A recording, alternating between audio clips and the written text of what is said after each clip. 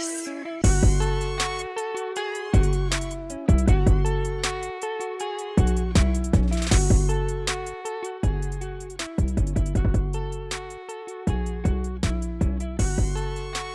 Season's greetings. It is a great time to be a San Diegan. Here are the latest news sports-wise. The San Diego Wave make their mark in the playoffs at Snapdragon by defeating the Chicago All-Stars 2-1 in 120 minutes. That was a great game. We're also going to go ahead and talk about the complete disaster of a last game against Sacramento. San Diego Loyal losing their last regular season game against a Sacramento team that had everything to gain. San Diego had nothing to lose. But other than that, San Diego Padres also clinched a step closer to the World Series. Yikes. I'm just so excited about that. I've been cheering, screaming, and crying, as have you, Chiba, because you lead this sport. So without further ado, we're also going to go ahead and welcome in a couple of guests who are San Diego Padre fan and Philadelphia Eagle and Philadelphia Philly fan. Somebody you are all well familiar with. But first, we have somebody else on the line, Mr. Alan Underwood, who I haven't seen in years, it feels like. How are you doing, Alan? Doing all right. How are you guys doing? Fantastic. I mean, it's been great to be in the city the last couple of hours. Right. Like, it's just mush what's happening here now because of such great things sports-wise. I'm just not used to being in these heights. Last time, 1998, right? Like, that was the last time, and that was me at 7? 6? Shit. So, like, very, very early times. I knew damn well who Tony Gwynn was, and everything that he contributed to the city. But couple of other things we're going to cover too. Your Liverpool beating Man City. Wild. That was intense. Did you enjoy that, Alan? So my viewing experience of all of the excitement was very strange. So the second game, I saw all of the runs scored, but I had to go to sleep because I was in Florida, and so it was like nice to wake up to them not giving up the lead and Dodgers coming back and winning. And then the clinching game, I watched till it was still 2-0, and I was like, I have to go to bed. Like, I have to get up at 7:30 East Coast time. My body is telling me you cannot make it. So it's almost like Christmas, right? Where you go to bed and you're like dreaming of all of the things that could be, and then you wake up in the morning and you scroll the feed down, like the sports feed, and you're just like, no freaking way. Like, no way. 5-3, no way. It was like, so like getting to watch, I didn't get to watch it live, so I missed that little bit of a magical moment, but it was like Christmas, like waking up to some pretty amazing news. And then with Liverpool, it was, I was in meetings and stuff and trying to figure out plane rides and shenanigans. And then I think I watched like the last minute and a half just to be like, I saw it. And so like getting to watch those clips back too, it was funny because it was mostly just Pep and Klopp yelling at people and mostly referees. So it was a lot of like, so it was pretty fun. Yeah. Man, what's wrong with me today? It was definitely a good game to watch, honestly. I really thought this would be Van Dijk's first loss at Anfield. And apparently Haaland's kryptonite is Liverpool. He's faced them 4 times, lost all 4. That's crazy. So, wow.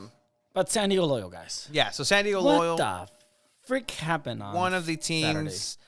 involved in playoffs here in San Diego, one of the 3 teams, the one that hasn't yet played in playoffs, who's been qualified the longest to playoffs out of the 3. So it's a long landing strip or a launch pad leading into the playoffs. So you have 2 regular season games that don't matter, essentially, where you have San Diego Loyal facing off New Mexico. Last home game, yay, vibes, new kit, great, cool. This last game away, Sacramento, again, nothing to really play for. They play against Sacramento, who did have something to play for, home field advantage. So with this performance, you award Sacramento, a rival, some leverage of some sort. Like it's not necessarily like Open Cup where you're going to want to, we hope the best for it looks the division look good, makes the USL look. No, like these are rivals. You don't want to give anybody the edge. So that happened. So where do we stand? Do these games really don't matter? Did this matter? Is this a bad look? Obviously, it's a bad look. Was this intentional? Hey, let's pretend No, we're there's no let's way play you do that possum a intentionally. little bit. I don't know. Like that was horrid. I think it's not much to be worried about, but it's definitely not a good look, right? You want the players to take games seriously.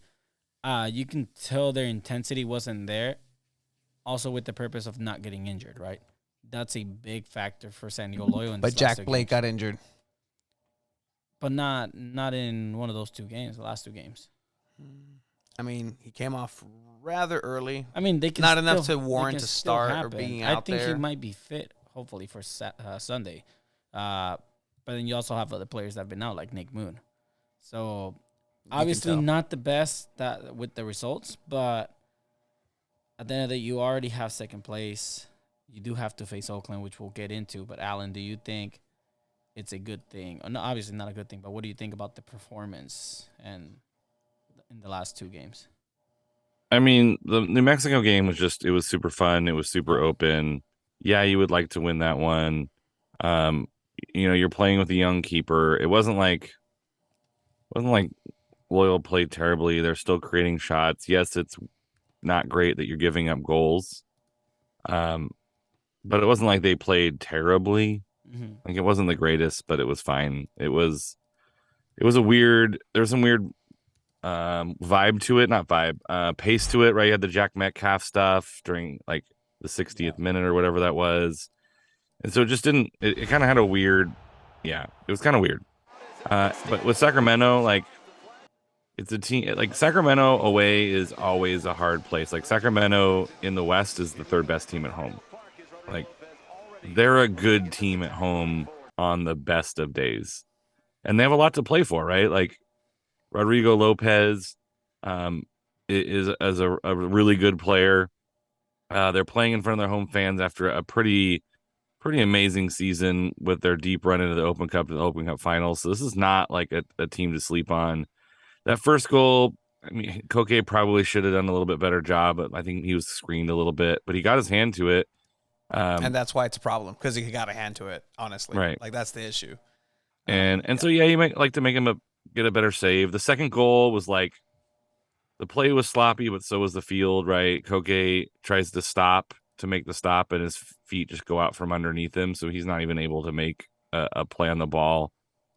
I mean, to be fair, like that night was, a more successful night for the Padres, and it was way more fun to watch that. And so, I clicked it over. Statistically, San Diego had a pretty solid second half, right? They dominated possession, they dominated shots. Like they're creating chances, they just weren't scoring. Like to me, that's the little bit like if it was like 4-2, I think I wouldn't feel as bad. Like you're But it still wasn't. scoring goals. I think But the it wasn't. what's that? But it wasn't. Like So the you look. think it's very bad the form they're I, in I right don't think now? it's necessarily bad. It was just I would have liked to have seen their offense clicking, but I mean, you're swapping guys out at halftime. You're putting in guys like this felt very much like when that second goal went in, it was just like, all right, whatever. Like, let's just get through this. Like, limit the damage, get guys out, you know, limit the guys you're gonna who have been high on minutes, right? Like Vassell didn't even play, Martin didn't play, and we've seen this team not function well when Colin Martin's not on the pitch, right? And you Mhm. have Colin Martin coming out or not playing, and then you know Adams is out there, but he's not really out there in the way you'd like him to because he doesn't have quite the same cover that Colin Martin gives him. Like to me, this is just kind of like you're not catching anyone in the East for home playoff match, right? Like they're too far away from you that this game just doesn't matter.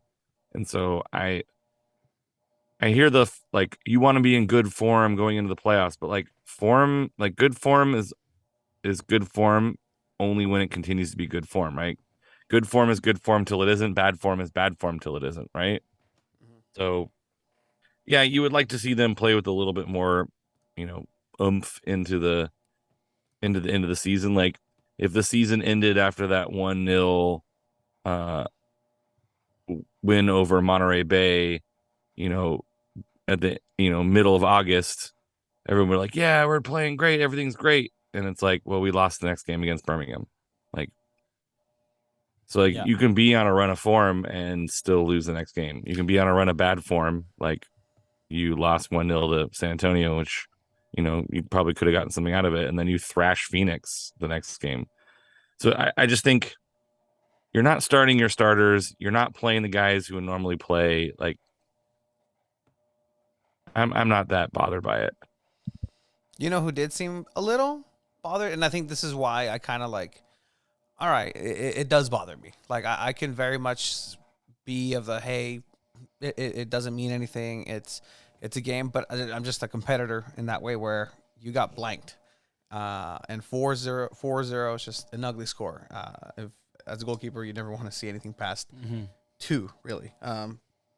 But the post match with Landon was a little different than what we're used to. I was ready for him to be like, "Oh, we played a tough team and nothing," but he was annoyed. With tonight's four goals, that's good, $2,700. good learning lesson for our guys. That if you don't show up to play against a team who has a lot to play for, then you can get embarrassed. And that was embarrassing. The first 20 minutes were embarrassing.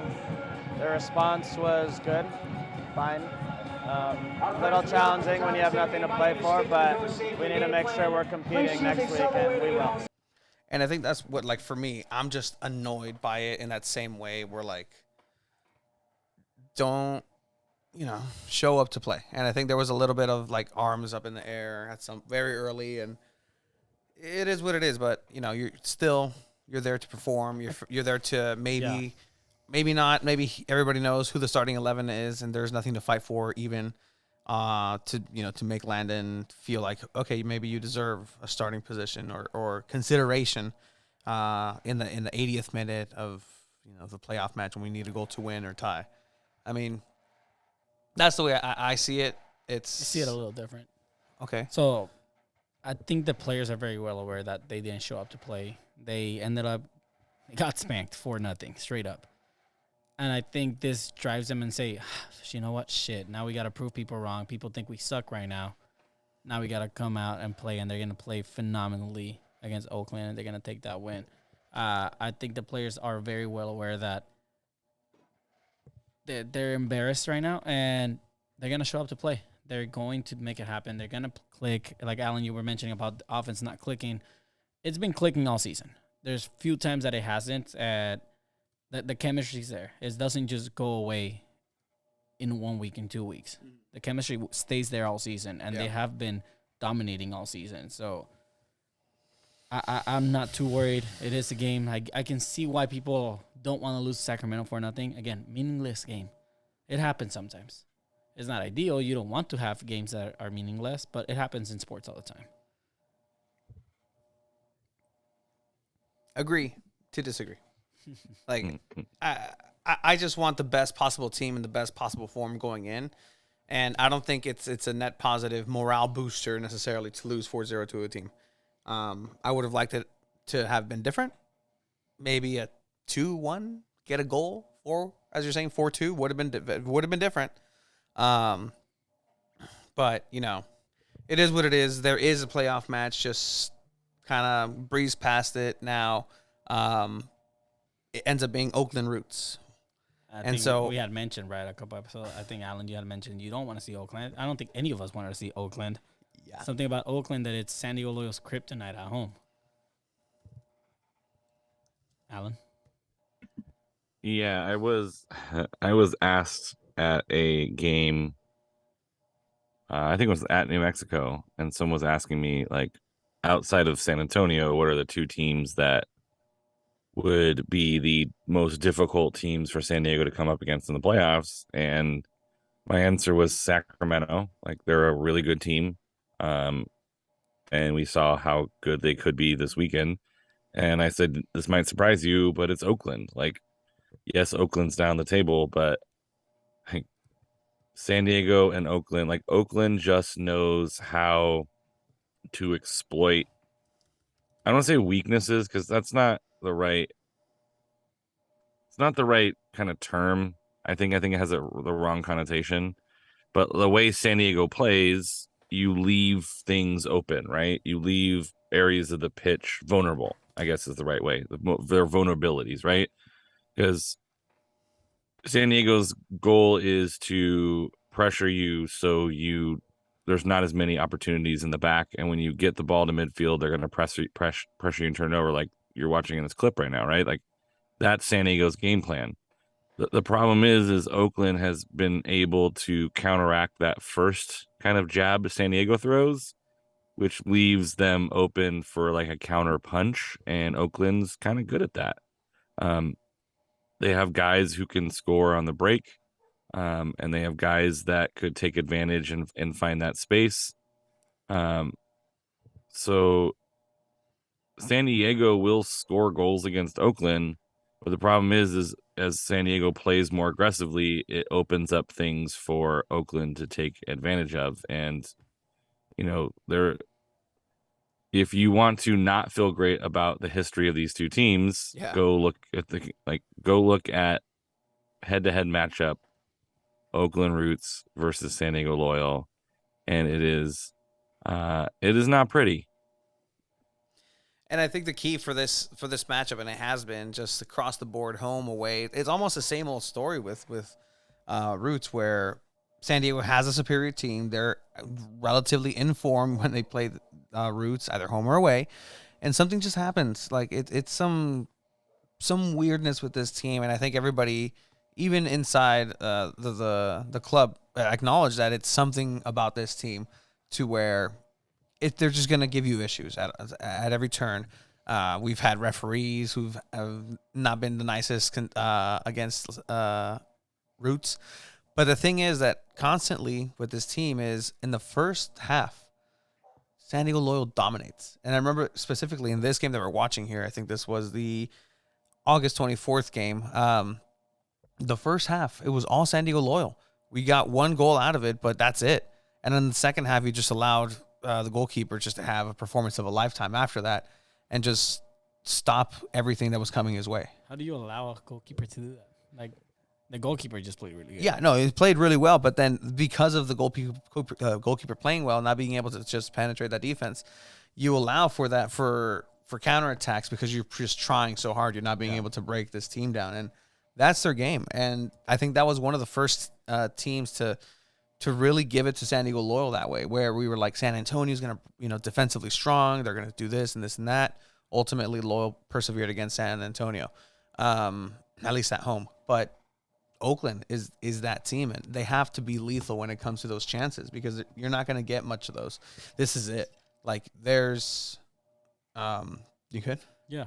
There's only 90 minutes, 120 max, that you're allowed to make mistakes and make up for them. And I mean, historically, like you're saying, Alan, I'm not liking what's going down. It's like the tail of the tape, right? Like, yeah. I mean that 3-1 loss, San Diego had 3 big chances and missed 2 of them. Mm-hmm. Right? Like Oakland had 4 big chances and missed 1. Like that was the big difference. Like San Diego dominated in everything. Like shots, ball possession. They had 13 shots inside the box. San Diego did. Like if I said San Diego has 13 shots inside the box, you would guess more than 1 goal. Right? And so this is where San Diego needs to really make sure they're clinical, because I think if they can get out in front by a couple goals, things will calm down for them. The crowd will be behind them, right? We saw this. I mean, not to pull this, the Padres back, but like the Padres were the first 6 innings of the elimination game. Like the crowd was tense, and so the play was tense, and the Dodgers were scoring. And then when San Diego scored, the crowd opened up, and then it turned, right? And so that's what San Diego Loyal really need to do is get the crowd comfortable right away, like score an early goal, get everyone relaxed. Yeah, we scored, get them happy, get them vibing, right? Like I think Wave That's not the San Diego way of winning playoff matches. Apparently, both it's teams started not, losing. but that should be the game plan. Yeah, 100%. And with the fan side, like fans need to know that if they're nervous and they're tense and they're like, "Ugh," and they're not like just going for it, like the players that might play that way. Like we saw that the very opening game against Vegas, game 1, right? The crowd was happy, but they were like there was tension there, right? Like, how's this gonna go? It's the first home game, everyone's tense. Like, just relax. Like you did enough to get home field advantage for a reason. You're the second best home team in the West. Like you are a good, borderline great USL team. Play like one. And the crowd needs to bring it like one. And I think having it Sunday night is going to be helpful, right? Because you're not going to get the typical Sunday day game families, everything's hunky dory. You're going to get those hungry fans who are really smart, who know how to be fans, who know how to cheer, who know how to get on the refs more. Like, I think it's just going to be a smarter crowd. And I think that means, I think that means they probably play better. But I think the fans need to know what their job is just as much as the team does, and they got to feed off each other. That's so interesting. A smarter crowd. I love that because you're not wrong. Yeah. And I get the whole Sunday vibe. Yeah, like it's soccer mom right after the game, right? The games are at 8, 9. Get ready, play a couple of orange slices after, make it out to the day game, eat lunch at the Pizza Hut buffet. A lot more kids because the game doesn't end at 9 p.m. And that's the thing. Like San Diego has those smart fans, right? We were there at the Wave game 2 days ago? Yesterday. And yeah, like it's different. Like, yeah, you have your incredible, the most incredibly quiet 28,000 people, the most 26,000 people just be absolutely silent and then like just explode because the referee's blowing a call, which we'll get into. But that's the thing. Incredibly smart fans. The diehards are going to be there. The day ones are going to be there. Hopefully, it's one of 2 playoff matches at Torero, because if you win this, then you have another playoff game at home because of where you land in the standings. And then it's off. As San Diego Loyal tweets, good morning, San Diego. It is playoff week. 4 games to win a championship. 4 games to win for SD. That's it. 4 games. Can we get one? Like, let's just focus on the one. Like, I mean, I think this has been my mantra all along, right? Make the playoffs. Yeah. Focus on making the playoffs. Focus on getting the home playoff game. Focus on getting second place. Like, you want to like set yourself up these goals that are taking along the way. Like, if you're already thinking about the championship, like, sorry, like you need to focus all your energy on Oakland. Figure out what they're doing to you and how to stop them. Like, I trust the coaching staff has identified some areas that Oakland's been able to take advantage. We have this whole week, right, which has been great. Like, you have this whole week to prepare. It's not like a random midweek. Like, you have time to implement changes. You rested some guys so they're 100%, right? Like, Oakland had to go out and play. Like, Oakland was playing for it. Like, they went all out. And so what you hope is that you've traded this kind of, quote, form into the playoffs for, like, getting guys, making sure that they're 100%. Like, Oakland had to travel to Pittsburgh and try to do something against Pittsburgh to save their season. Luckily enough, the people around them did the job that their loss didn't matter. But I mean, they lost 3-1 to Pittsburgh. Like, they were playing pretty well down the stretch, but they had a loss into the playoffs too. So does that mean their form isn't as good? So I think that they did beat Birmingham, but that was at home, right? Like, they've had better form, but it was Oakland or against Phoenix, right? Baby Bowls, Colorado Springs, who's been scuffling. The Birmingham Legion one is a good win. Hartford Athletic, they have nothing to play for. And then they lose to a good Pittsburgh team who doesn't usually score very many goals, and they gave up 3 in a game that mattered to them, right? Like, if they win, they're a higher seed in the West, and so like they could have finished, even with RGV, and if RGV doesn't do well, maybe they move up to 6th. So like they're not exactly like busting down doors against really good teams heading into the playoffs either. But it's gonna be yeah, it's gonna be tough. It's going to be tough. Do we think this game ends in 90 minutes? I think so. Okay. I think so, but if it doesn't, extra time, right, Allen, and then penalties? Yeah, extra time than penalties. I missed the golden goal, but, Penalties. If it goes to penalties, I am letting you guys know right now, I'm not too confident San Diego wins it. I statistically, I don't know. I mean, I don't know what Oakland's Is stats San are. Diego I the really don't worst know what their penalty-taking stats are. team? What? Like, is statistically San Diego the worst penalty-taking team, like, percentage-wise? Right. Let's pull it up. Stats guy. What I've seen from San Diego isn't good, is what I'll say. Charlie Adams, outside of Charlie Adams and the one Andrew Carlton penalty, small sample size. Weird timing for that. But ultimately, if it does go into those 5 penalties, 5 rounds, I think we kind of just talked about it a little bit, but want to know what the top 5 in order penalty kick takers you guys would take.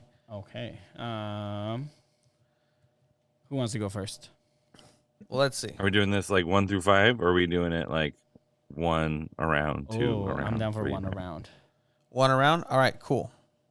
So just to give by the way, the Loyal website's pretty cool when it does this. Like if you click on a profile, like, oh, wow, look at that. All right. Oh, wow. With my first overall pick. With the first overall pick, Chiva. So Charlie Adams shoots my first penalty. I'm a strong believer on your best penalty taker shoots your first one. You want to set the example. You want to set the tone. He scores the first one. Smooth transition. Charlie Adams takes my first one. So Capitan Charlie Adams for you was number 1. Alan? I just want to start with San Diego is not the worst statistically. Ooh, nice. Thank you. El Paso. Oh. El El Paso 3 out of 7. Let's see. RGV is 0 for 3. Monterey Bay and Pittsburgh are 0 for 1. Oakland is probably pretty good because they're one of their highest goal scorers. Like that's what he does is score penalties. Nice. Let's see if I can. We call that the Alex Morgan here in San Diego. Yes, the Alex Morgan. I also have Roots are 7 for 8. I also have Charlie Adams going first. That's right. And by the way, San Diego is 5 for 10.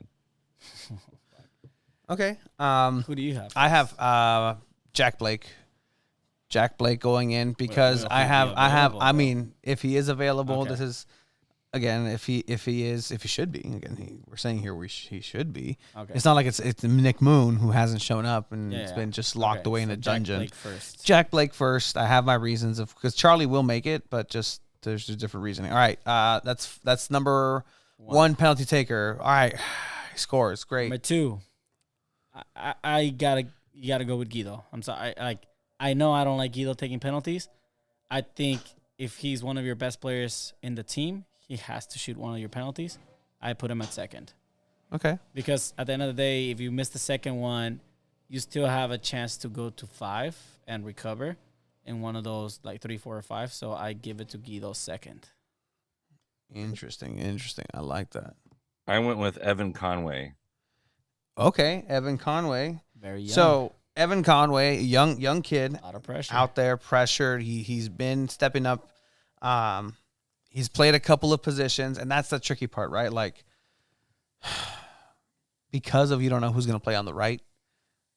Like everybody can play on the right at some point, and is he going to have tired legs? Are you going to stick Jack Blake on the right mid position? You want some more speed in Conway. I mean, it's not an easy decision that Landon and Nate have to make coming up. Like, it's not. This is what we're gonna judge these guys for this season. Is you did better overall, but at the end of the day, did you fumble the bag? And that's That's a good point, Jason. Guido won't be in after 120 minutes, in my opinion. Ooh, That's good, but I would still just put Guido in case he's available, right? Like 100%. second for you. I think it's Alan's turn. He said, Evan Conway. yeah. Your turn. Mine would go back to a striker, and I think if you want that,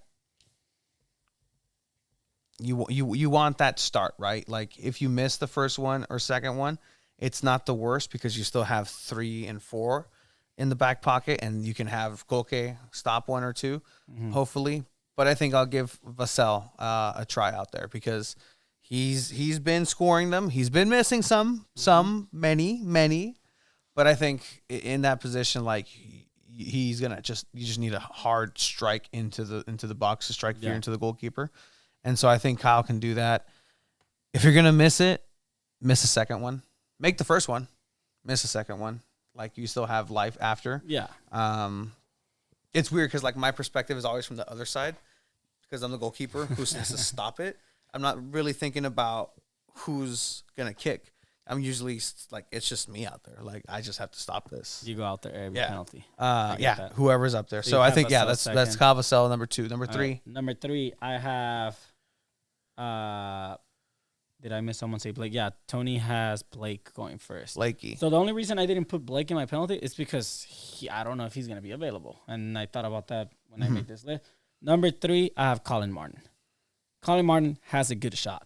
We've seen him score bangers. He is capable of scoring a penalty. I think he's very cool, calm, and collected when it comes if he gets a chance on the spot. I put him at number 3 because I'm pretty sure it's like a 90% chance he makes it. Okay, I like that. Alan, number 3. Tumi Moshobani. Toomey time. All right. Woo. Have we seen Toomey take a penalty? I don't know, but I don't know if I like it. I don't know if we've seen we only had 1 penalty last year, and we've seen how it's gone this year. Like it's not like we've seen anyone take penalties, right? Yeah. I think Toomey is a guy that you put him on the spot, like he's confident enough to put it in. Mm-hmm. He knows how to be flashy, but he also knows like how to put the ball into the back of the net. So I'm going with Tumi Moshobani. I like that. It's a good one. And so the reason I don't have Charlie Adams going first is because I have Charlie Adams going third, the anchor of the team. All right. First one you make, second one you make. Great. Third one to dagger, like just captain, just throw him out there. 2. If you miss the first one, or you miss the second one, but you make one of them, all right, your captain's there. He's going to go ahead and solidify it. He's the best penalty kick taker. Put that confidence back in that team. If you miss 2 of them, hey, man, he's the captain. He's saving the face. If he makes it, great. If he doesn't, guess what? He's falling with the boat. He's sinking with the boat with it. It's the Titanic all over again, right? But Charlie Adams, the captain, I like the captain, the best penalty taker in the middle, because that's a guaranteed penalty. It's not like if you miss the first 3 and then they score the 4th one, it's over. Your 4th guy probably doesn't even get a chance sometimes. But 3rd one is guaranteed that gets to kick it. You still want Charlie to be able to make it in. Maybe put some confidence in Koke if he needs to stop one. But I put the captain at 3, right? Dead smack in the middle. I respect it. At number 4, I don't know if you guys have him on your list, but I have one of the best goal scorers we have in the team, Thomas Amang. Tommy boy. I think he's a player that could go the full 120. I think he's capable on the spot. We've seen what he can do inside the box. Well, Alan, I know you're a fan of his curler that you got when you were there. I think he has a nasty finish. I think he's more than capable of scoring that penalty at number 4. I put Elijah Martin as number 4. I thought about Elijah, and I was like, you know what? He's young too. I can see why. Like emotionally, like him scoring, he'd be a boost, and why not, right? Like he's earned it through his play. Yeah. Like he's earned that shot. He's earned the option to say yes or no. That's the Alan's reasoning, though. That's the thing. Okay, yes. Yeah. Sorry. Alan's reasoning. His turn. Sorry, senpai. I just think like as an emotional leader, right? Like he steps up Like if you've been going toe to toe, like he's gonna really get the crowd going at the last couple moments, right? You know that the fans are behind him. He can walk up there confidently, and I also think he might be somebody that the Oakland team might not be super expecting, right? Yeah. They'll look for Thomas Among, they'll look for Vassell, and you throw Martin out there. I think it throws a little bit of a wrinkle, and doing it at 4, I think like also like I said, gives that emotional energy into the last kick, whether it's to start round 4 or in round 4, hopefully in round 4, and then like that puts pressure on Oakland. The crowd's going to be behind it and hyping it up if Elijah Martin buries that 4th PK. Shout out to the boy David Ferker, who is a photographer. You see him around town. The guy hustles. He actually has the same cool eye condition I have, keratoconus. Shout out. He's not wrong though. The field condition's gonna be terrible. Yeah, he's saying that it's going to be terrible. It's been bad. We've been seeing it just bird's eye view, and Does that affect penalties sometimes? It has. It has. I mean, historically in soccer. not even historically. Earlier this year, it was okay to step on the field. As the year went on, Loyal was like, "Hey guys, I'm gonna need y'all to not put your 350 pounds of foot on the grass while you interview Landon, so we're not gonna step on the field." Earlier, even there was the boy Weston who stopped and crushed the souls about like 500 season ticket holders for Loyal by stopping their penalties. But that means like 500 people took feet. penalties from that spot. 1,000 Nate feet. was not happy about that. Assistant coach Nate Miller was not happy about that. So does it affect it? Yes. He's saying David's going to be there and up there on the conditions of the field because, yeah, that's going to be – and it rained not too long ago. And if there was games on there, like it's – I don't know. I shudder to think. It's an embarrassment, but whatever. Yeah. They're professionals. So who At do you least it's have? not a carpet. Who do you have at 4th? I have 4th after Capitan Charlie Adams. It's one of those things where I think it's special to have the boy Coque Vega step up. No.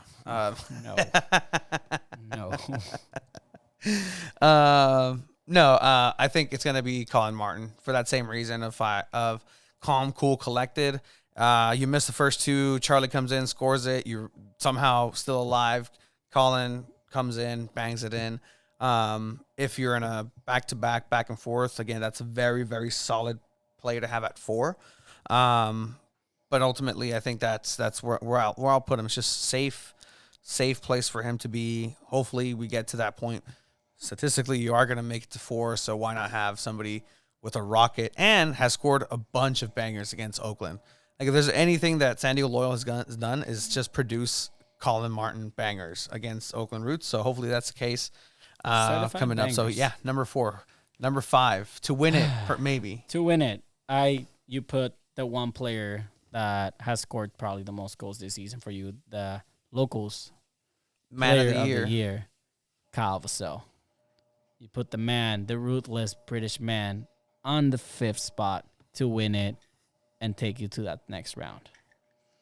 Literally the British Bulldog. Like, this guy is just tenacity incarnate. Like, it's He just scores, somehow everything. his guitar appears and he starts playing it as they win. Just some wicked solo, just like linked directly to the PA system. Nobody knows what happens. The team gets fined, but fuck it. He's just starts playing Eruption by Eddie Van Halen. Cigarette's already lit on the end of it. Meant to be. Okay. Alan, That's number 5. I put Jack Blake. I think this is where I want Jack Blake to be. I think he's a good anchor. The Colin Martin conversation is interesting. I had his name down. I think I would put him like the guy. I would put him 6th. Mm-hmm. Right. You're now in the, if you're in that sudden death, I want someone like that to step up who's like calm and collected. And so I think that's the guy I want going 6th. And then it keeps, a Kyle Vassell and a Thomas Among in your back pocket. Like, I think you have a really good setup here. Blake closing it out. And then that puts even more pressure knowing you got your strikers who might not be the best penalty kickers, but them versus, Asquilapaleta or whatever his name is. I'll take our guys over their guys any day. So I finished with Jack Blake. That's. I mean, Solid. the good thing is we're talking here about like possible fifth, sixth. If we're just going that way, my fifth is Guido. He closes it out. He closes the show out. He locks it down. He just pulls the shorts off, revealing like Shorter shorts. nope, a speedo, just San Diego loyal speedo, and just declares that that's what he's going to play from now on. Again, the league fines the club, but we don't give a shit. They're Like, getting, the team's gonna, getting it's fined gonna be if they fine. win. Andrew's going to be fine paying that. He didn't even know he was paying for the fines of yellow cards. Yeah. Brandon's asking, do we know how good Stoney is at pens? No, but I do like at center back shooting penalties. But I feel like if anything, Do we want to find out here? do we want to find out if there's here? a center back I'd give it to Kyle Adams. I like a lefty shooting penalties. Oh Jesus, that's like man. a That's lefty shooting that's some PKs. David Luiz just flashbacks. Charlie Adams is a lefty. Yeah, but like hair, center back, defender. I don't think I want to find out. And that's the thing too. No, Like it'll we're end in talking 90. about this It'll is end in like 90. this is who we think should be, right? Like it should be this person, should be this person, should be this person. When it comes down to it, Guido might not be there as they were mentioning in the comments. Jack Blake might not be there because of substitution. You might have to have Carlton out there. That's the laundry machine. Sounds You're in a garage. Sounds broken. But some of these players might not want to step up, right? Some of these players might be cramping up and just not have it in them. We were talking, again, yesterday about the Alex Morgan situation. Alex Morgan had a knee injury, so was supposed to not play. Yet she's out there 120 minutes, and She's built different. I'm saying she should kick a penalty either way. Like, I don't care what condition she's in. But Alejandro Guido, I think, should be out there and should be able to kick that one. But it's a good place to be. And So I don't know. Match prediction though official match prediction. for this playoff game. I think Loyal come out better than ever. They don't struggle. They play great. They do give one up, but I think they win this game 3-1.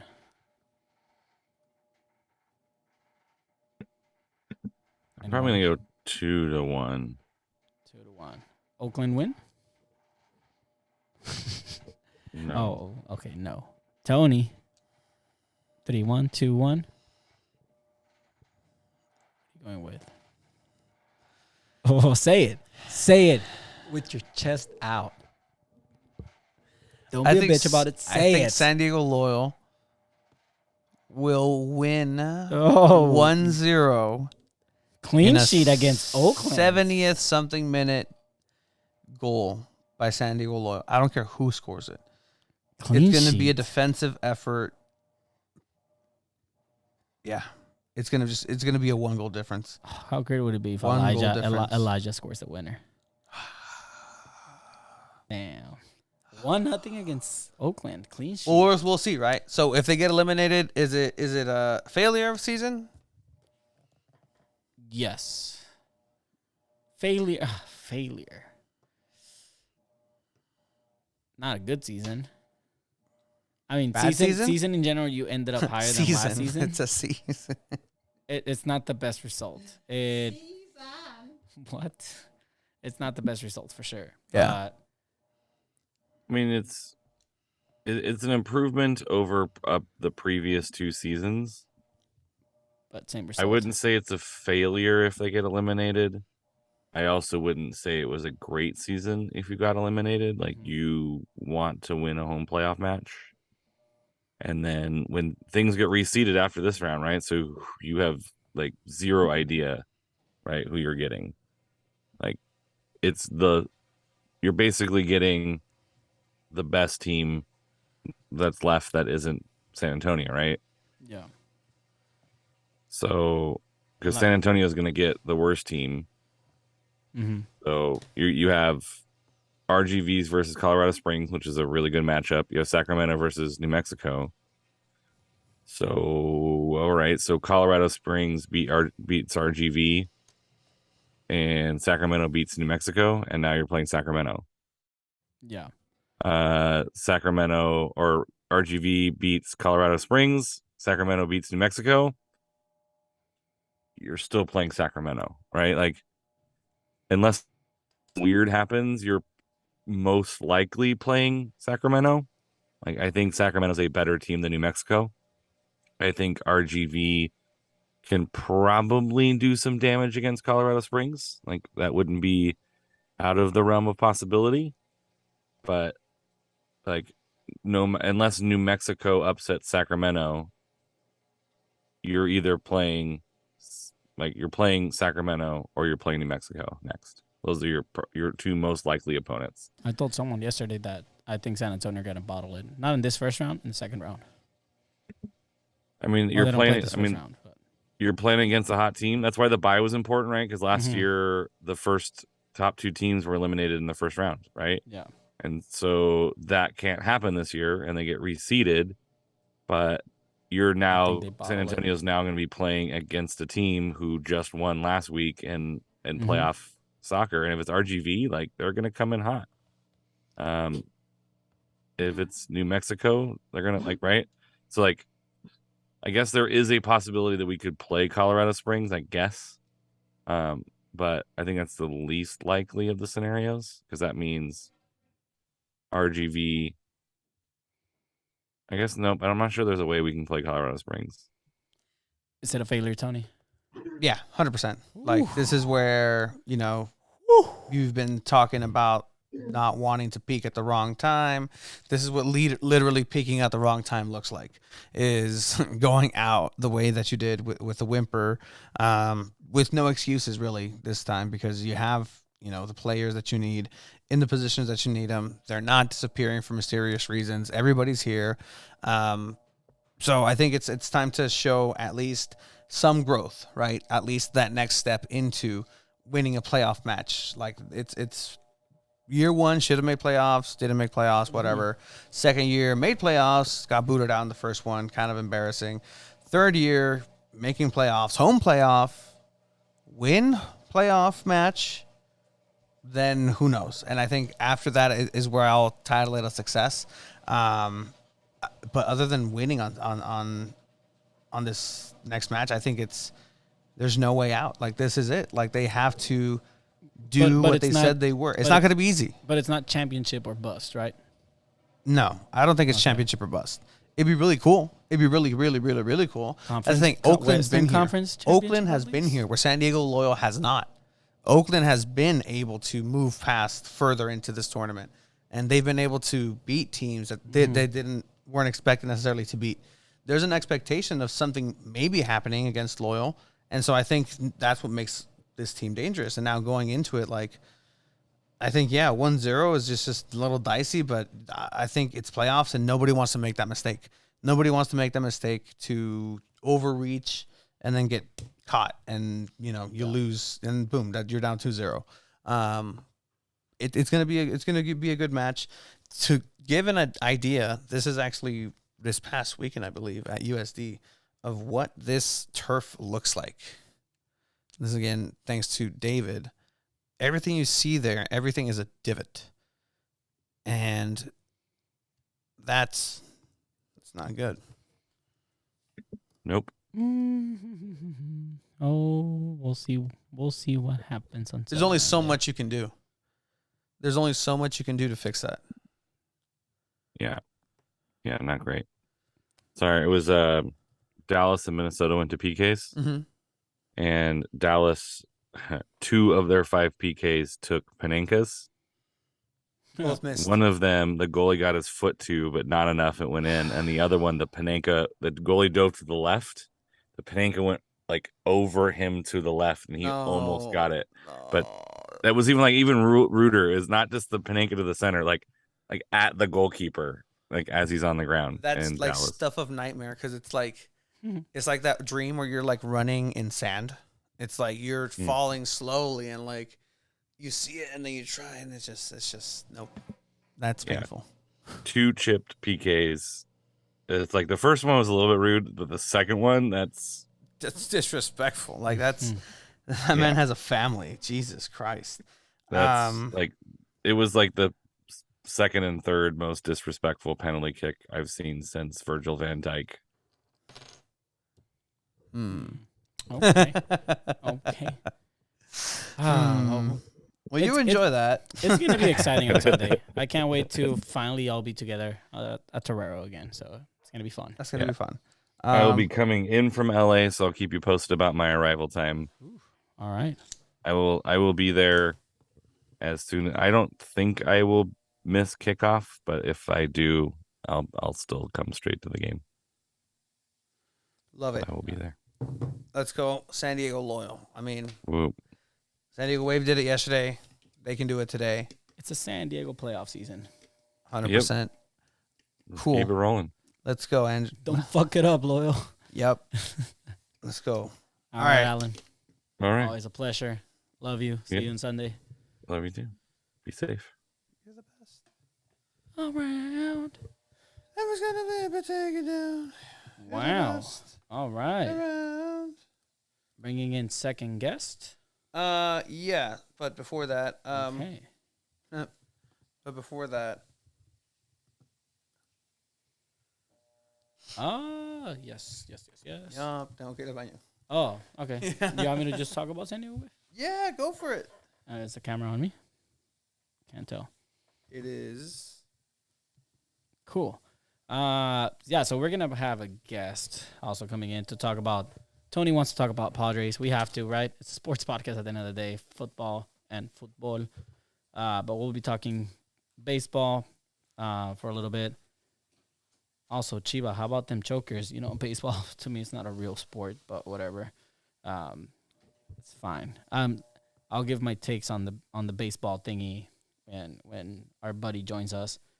San Diego Wave, historic night yesterday. Another one, breaking an NWSL playoff attendance record with 26,000 and so many other people. Something about San Diego starting their playoff, like winning games, losing. The Padres did it. Wave were down with this mistake from Sheridan, who Sheridan never makes mistakes, guys.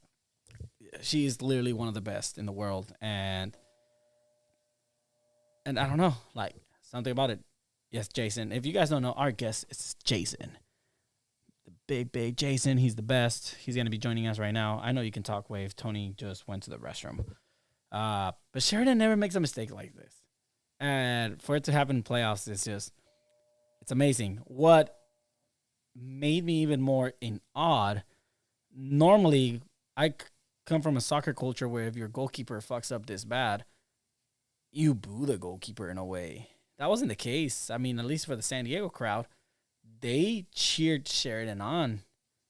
I guess they understood what it's like to maybe make a mistake there, but traditionally, for me, soccer fans boo when a player makes a mistake that bad. Like it's a bad boo, and I don't know if it's just because I go for crappy teams all the time. But man, like I was very surprised about that, and the whole game, San Diego Wave dominated. They had chance after chance. Yeah, counterattacks happened from Chicago. Like they definitely had those chances as well in the first half, but second half overall, San Diego Wave was on there. You could tell the Red Stars were tired towards the end. They were exhausted. And for Emily Van Egmond to be able to get the tying goal, she's such a key part of this team. Me and Tony and I have been saying it for a while. A solid center defensive mid is crucial in a team. When a team doesn't have a good center defensive mid, it's not a good soccer team. You can see it all around. You can see it with Wave. They have Van Egmond. You can see it with Loyal. They have Colin Martin. That's why they're really, really good. You can see it with other teams like Real Madrid and teams like Barcelona who dominate when Busquets was on top of his shit. Not anymore, but Yeah, no. Real Madrid had Casemiro. So a center defensive mid is crucial in a team. And Jason said he can talk Wave as well. Oh. Yeah. Oh. Mm-hmm. Well, you know Very what? Snappy, Let's Jason. Very snappy. let's bring the boy in then. Kind of already went over a lot, but I'm on. Jason, what's up? Buddy. How's it Yo. going? Season's greetings. Hold on, let me get. I got echoes. Hold on. For sure. But anyway, I was talking about Van Egmond and just how important she is, and she gets her first goal. I think the excitement of the tying goal and the winning the playoff game was so much that the players didn't realize, oh, Emily scored her first goal. They usually make it Morgan a big deal. forgot about it. Yeah, Morgan completely forgot about it. She was like, yeah, my first goal. And she was like, wait, really? Like, are you serious? Like, yeah. I mean, when you score 15 in the season, And she's been one of those consistent players that's been there since that day one. Just like Kristen Westfall's been there, just quietly, just completing the entire match. whose performance has struggled over the last couple of weeks, but Yeah. she's still there. She's still there, right back solid. option. But yeah, let's see if we can bring Jason on. Jason, you there? I'm there. I'm here. He's Am I there? Oh, look at that background. Let's see if I can do this. Let's see. This is the first time we're trying this out. might say Okay, perfect. What's up, guys? There he is. What's up, man? You're an American. Let's put that one. In case anyone was confused. Yes, Yeah, 100%. But Tony, what were your thoughts in Wave overall yesterday? I mean, overall, historic. like I kind of wish that they didn't play 120 minutes and didn't put that many miles on those legs, just because it's gonna be a tough match, tough travel up. It's not. It's weird, but like we've learned that like it's not all, it's cut out to be a professional soccer player in the women's league, where it's like you don't necessarily stay at the Radisson. You like just rungs down sometimes, but I mean, it takes a overall, toll I on think you, I dude. think 120 minutes takes a toll on you. For sure. it's gonna be good. I like that they had the plan of deploying Amira Ali when they did. Like it was perfectly timed. I might even say a little bit cutting it close, where like you might have wanted done that in the regular 90, and you probably could have ended it in 90. But either way, I think like this shows the type of team that this team is. Defensively strong. Naomi Girma is just the MVP overall of the season. Like she's nominated for MVP. Yeah, so. and she's nominated for everything. For but almost every category, which is crazy. She's amazing. Just watching the game on TV. I went to the game, their first game or their second game of Snapdragon, and you just see her positioning, you see her thinking. Yeah. And it's easier for us to see from the stands, like, oh hey, that girl's making a run, but she's the one player on the field who felt it out and made that run and cut it out. Like she knows exactly what you're gonna do, and she just does it before you do it. It's amazing to watch, and I mean, she's just in control. There's no fear at all. Yeah. When she's alone, one-on-one, or when she's in the middle of the box, she's a sweeper. Like, they're trying to, the cross comes in, and you're like, nope, that's cut out. Like, she knew where you were going with it. She knew where to be. She's amazing to watch. What's amazing is the experience, like the level of IQ she has as a rookie. She's 21. For a kid, yeah. Like that's, I mean, the future of the U.S. women's national team, at least in that backline, is in safe hands with Naomi Girma. Absolutely. It's just cool to see for the next 15 years. Yeah. Like really, right? Yeah, really. Yeah, it's cool to see a revelation like that just unfold in front of your eyes. It's just like something special is happening. Like you can just tell, like this is the next whatever.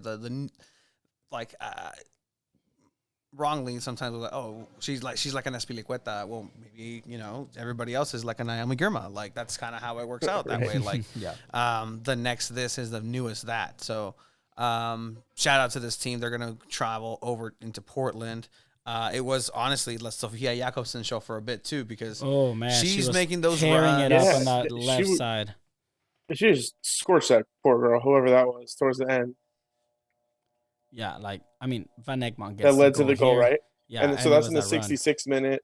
I think I turned it on about the 80th, and it was every 2 minutes she was making that same run. Yeah, and it was just if anybody could get on the other end or not. Yeah, and it goes with the tired legs that Chicago had. Like they just did not have it. Like they were tired. I think Casey Stoney's game plan played a big role in holding on those subs. I think she did 2 in the first 90. And then she made maybe 1 towards the end, and then added Amira Ali in extra time, which was genius. Just because Amira Ali is not 100%, but she'll give you a good 20 minutes. Oh, she took that game over. Yeah, Casey's Tony's game plan, it worked out to perfection. The heavens look down on Morgan's shot. In that shot, the Butterfinger, the Crisco latent gloves. It's a hard shot to make. It's a hard shot to make because it's a very, very tight angle. Dumb mistake to give up. honestly, by the goalkeeper, just in poor form. Yeah, like you can see it in her face. Yep. She knows she messed up, but it's one of those things where it's a shot dipping down, so it is kind of hard to stop. You don't expect a shot from there, but yeah, like there's more you could have done. And by more, it shouldn't be in the goal. I mean, maybe she coughs it up and it gets put back in. Maybe that's what Alex is thinking there. Is that's a hockey play. There's no bad shot from a bad angle. Maybe it bounces off someone and onto someone else, but there's no way that goal should. I mean, Nair, she's still the U.S. keeper. I mean, we're talking about one of the top 5 keepers in the world, maybe. Yeah. When she was at her top, any keeper for the U.S. is going to be in that conversation, right? So, you want to talk about Sheridan doing something very silly on the other end, and that's just a blooper more than anything. This is I said it when they scored. That's a howler, but you'll take it. Yeah, but I'm honestly glad it didn't go to penalties. I don't know. I mean, Alex Morgan, great at penalties, but it could have gone either way. I mean, with Sheridan on goal, I'm kind of confident that you could have advanced if you went to penalties. But again, that means the game would have ended way later, getting home later as well. Nobody wants penalties. I think you want to see it decided on the field, unless it's so obvious that the teams are, deadlocked. Yeah, like if you're a Red Star fan, you were praying for penalties. Yeah, just because you're surviving, and that's the only reason why you would want penalties. I mean, Casey Stoney told us in the press conference, like, I think we deserved that. Like, we played way better. Yeah. We had more chances, and I have to agree with her. If Alex hadn't scored there, Amir Ali would have. Like, if Amir Ali needed to score tearing it up in those last 10 minutes, she would have. Like, she would have. As we do have, again, special guests for this episode.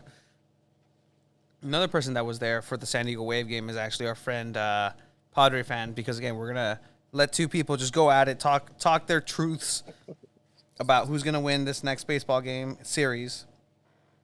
To go into the World Series. Let's see if I have the boy, Javi. Is he connected? Javi, are you there? Hopefully he's not muted. Well, we haven't used a quad box in a while. It hasn't been used in a while. He was also there for this game. The crowd was great, 26,000. Packed in there. It's just, when was the last time something like this happened in San Diego? The Chargers. But for different sports. I mean, different sports. I mean, soccer-wise, it's just never happened here. Yeah, I don't think so. That was probably the time, that 2006, because that's when the Chargers were in the middle of being really good. Yeah. Mm-hmm. Sorry to say the C word out loud, but, man, that was that 06, 07 time. Because 07 was their year that they were the top seed, I thought. But that was a good time. Yeah, but so you also didn't necessarily have the amount of pro teams either, right? It was Chargers and Padres, and then dropped down to Soccers. Mm-hmm. So to have 2 soccer teams in between, the big 4 teams. That's very big. See, just tested it out. Javi, are you there? See if the boy's there. It said connected to audio.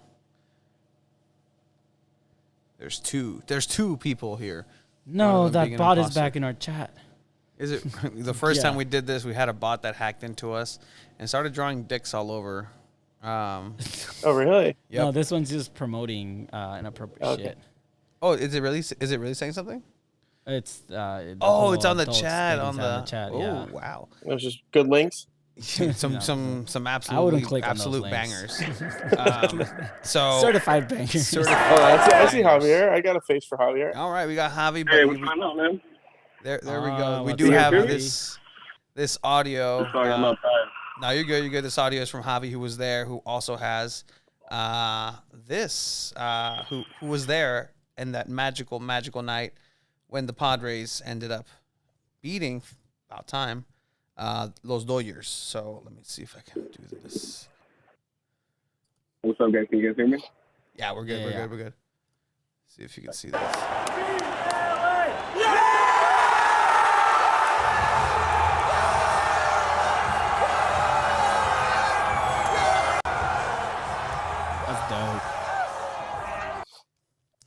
So That's for dope. the audio listeners, that was the last swing from Freddie Freeman. At that point, he just wanted to go home.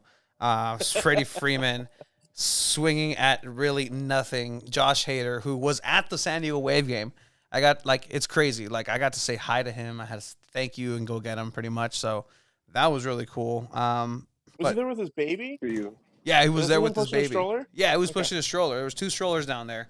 But just to wrap up the San Diego Wave matchup, and then we'll have its own little preview as it does come up. Portland Thorns are traveling up there on the 23rd. Snapdragon Stadium will allow people to go watch the game there. So stay tuned for info on that. How did you like Snapdragon, Javi? I know that was the first time you went there. Yeah, it was my first time. I actually loved it. I super loved it. It was honestly more than I expected. So definitely a great experience, and I really want to go back. So It's a nice stadium. It's a really nice stadium. Yeah. Like, yeah, it is honestly. Food Good. options. There's a lot of food options, right? I mean, we don't really walk around to spend money on we food. get but we get media food, guys. so, Okay. but the food options, is it amazing? Is it great? Like, fan experience wise, is it like what you expected when you guys first went to Snapdragon? Yeah. So we went to support CJ Fodry and San Diego State soccer. Mm-hmm. That night it was the 29th. So it was the 29th, and then the 30th went back for Wave. So we got club tickets so that we could get in and see, because we'll never be able to afford any other game in that club section. So we went in there, and it is very, very new, very clean, very schwanky. A lot of good amenities for people who can live the club life, for sure. It was a little, so they do have, the supporter section. They do have the seats locked up. So if you do end up in 138, you are going to be standing the whole time. So be prepared for that. Okay. There are some people who are not, and I, even myself, I had my kid with me, and she was like, "Do we have to stand the whole time?" That was that they weren't sold out, so we went up and sat in those like seats that are up behind the supporter section, that tiny little random area. Yeah. And so we just went up and sat up there, and it was just as cool. But yeah, it's very much, if you're in 138, you're standing the whole time. Make sure you're invested in that. I think that's where Javi was yesterday, right? Around that Exactly supporter at section. 138. How was that? I mean, honestly, how'd you like the atmosphere of a soccer match?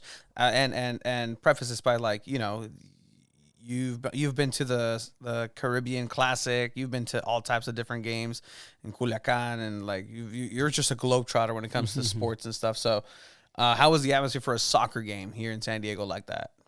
Honestly, it was really good. It was pretty much almost sold out. So I know it was a new record for the playoffs for the women's league. And honestly, it just exceeded my expectations. It definitely made me want to go back and sit at the supporter section, not anywhere else, but I want to sit there. It was a great atmosphere. They didn't stop chanting. They just all game long. It was a great experience, honestly. It sounds like you're running for office, Javi. I love it. But yeah, definitely a really cool experience against Portland. It'll be a tough game. They've been back and forth. So we'll see. We'll see. We'll wrap around with San Diego Wave talk for that. But we do have these 2 gentlemen distinguished here for a different reason, because I don't know if you heard, Chiva, the San Diego Padres beat the Los Angeles Dodgers I in didn't a fucking know that. 5-game series. Hey, hold on. Let me interrupt real quick, guys. Yeah. Interrupt real quick. I know this is a PG-13 programming, so I can say this. Let me just start off by saying, "Fuck the Dodgers, dog." All right. You can cuss. Let's go. It's Let's fucking. go. It's Yeah, okay. you heard that? You heard that? You've heard that? On site, homie. Let's go home. San Diego all day, bro. I think you guys are gonna be amazed that I'm not your typical Dodgers fan. Yeah, because you don't like baseball. You're not into it. You're not invested. You I'm just own. I'm like the actually Cowboys? happy. I'm actually happy that the Padres won. See, that's exactly why you're not a Dodger fan. So that's issue Just 1. because Issue of what the city has 1. gone through, and I understand. And I've seen you Stop. stressed out over your Stop. fucking crappy team. That I'm really glad Whoa. You that brought you the guys are wrong gonna guys win. on to talk smack about this, because I feel the same way. I just feel so happy for you guys and your little first time. This ever little, doing hey, watch thing. out. The biggest, The We biggest thing finally you've slayed the dragon, man. It's okay. We've been stepped on for way too Exactly. many years already. And you know what? I'm glad you guys get to It's our experience turn, this. bro. Bro, we slayed the dragon. We're gonna stomp on the ponies. That's what's next. That's come on. Like there's Phillies no, is with an F. well, it's the Horse same Phillies thing. is with it. Horse No, it means Phillies. Philadelphia. It's that old. It's from the old times. I'm like, heading up to see those Phillies. You seen your cousin lately? That Philly? So, Jason, are you confident in Philly to beat the No, Padres? I'm actually. So yeah, I want. That is what I want to say. Like, I'm literally going back and forth on, like who I'm rooting for. I don't know that I'm actually rooting for anyone here. It's weird. Wow. It's a very is weird. weird spot to be in because I grew up, until I was 18 in Pennsylvania, and now I've lived here for 18 years, Half and half. and like half of my life has been here and there. Great And like math. when I look at this NLCS graphic, I'm like, I don't know. I've said on all my media, everyone's asked me, everybody from back home, everyone here, and I'm just like, hey, I'm going to the World Series.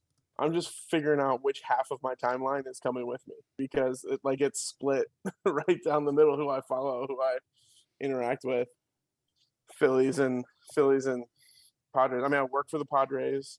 I almost got killed by Lou Gregerson on his longboard plenty of times in the halls of Petco Park. So yeah, I'm not gonna get crazy here. I'd rather talk smack about the Dodgers and the Braves because, yeah, fuck both of them. Javi, you've been a lifelong Padre fan. You've been a diehard everything. I won't throw your resume of the love that you have for another team because that's just going to bring bad luck to you and me in the great city of San Diego. But, I mean, you were there.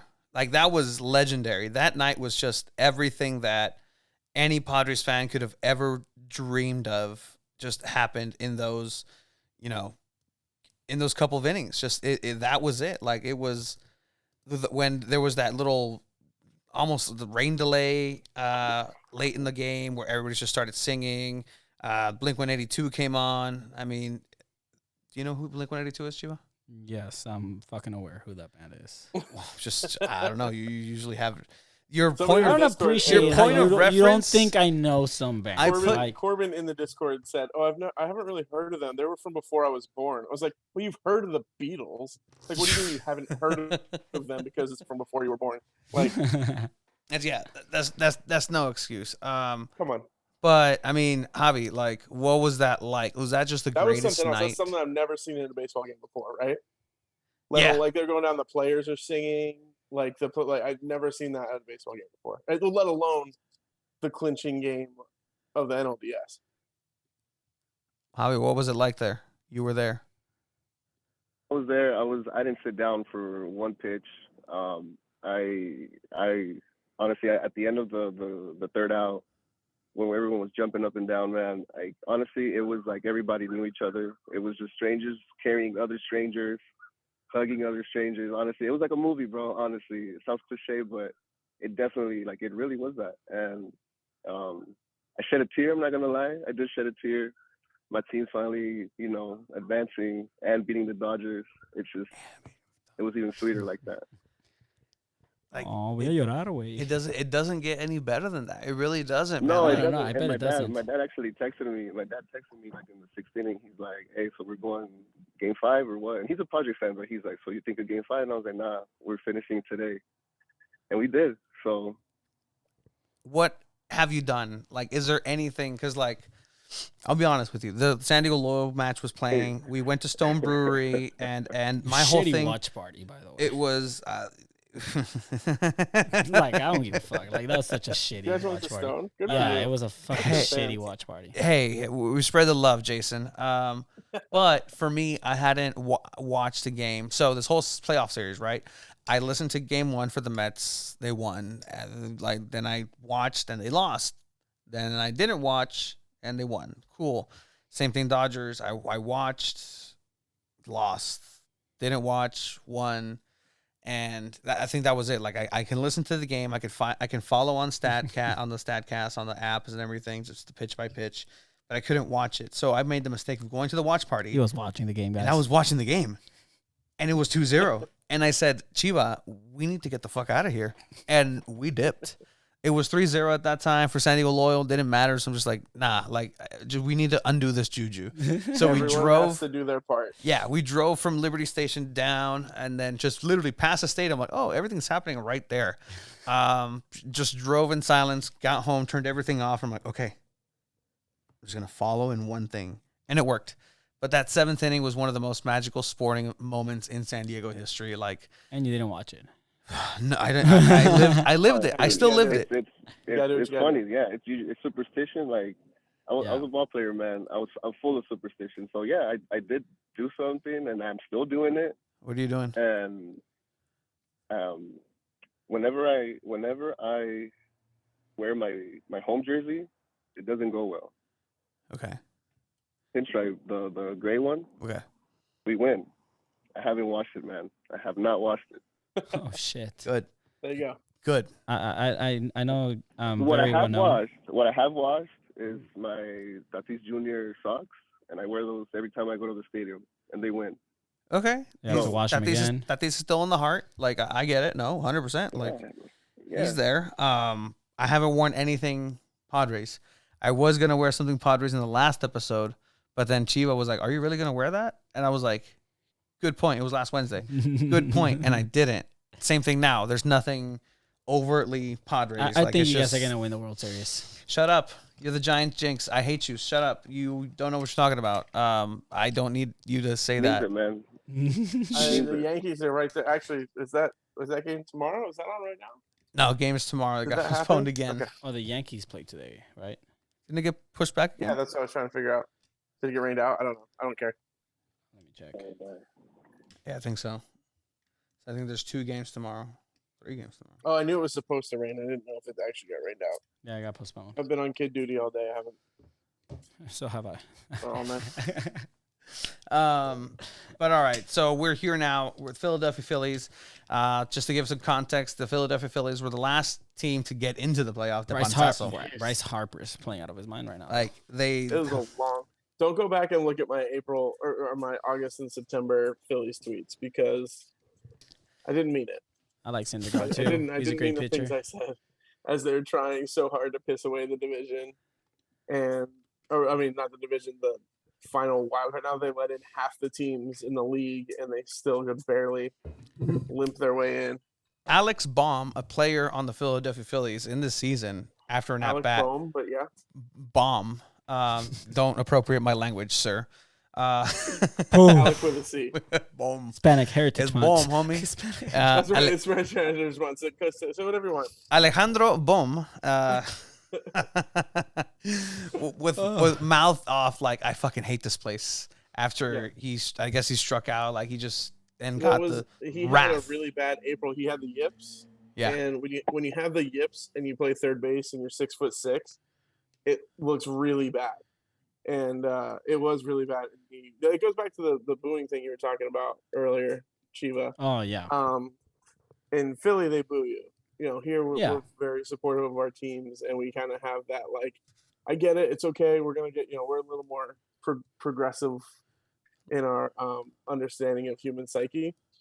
Not in Philadelphia, they just boo you. So after, I think he made, it was like 5 errors in 3 games or something like that, and then he had a routine ground ball, threw it to first, and the whole place erupted. Right, so it's and that's called a Bronx cheer because that's the same thing.